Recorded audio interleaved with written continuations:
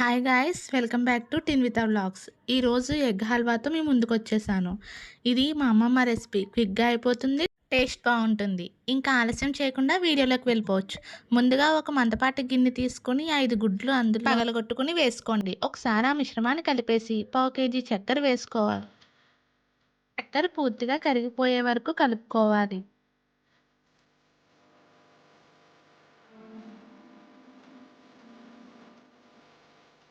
తర్వాత స్టవ్ వెలిగించుకొని సిమ్‌లో పెట్టుకొని కలుపుకుంటూ ఉండాలి. 100 గ్రాముల నెయ్యి తీసుకొని కొంచెం కొంచెం వేసుకుంటూ కలుపుకోవాలి.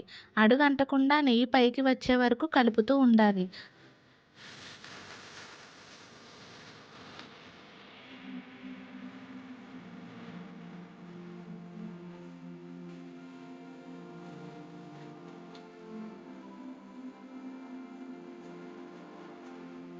అయిపోయాక కొంచెం యాలక పొడి వేసుకోవాలి.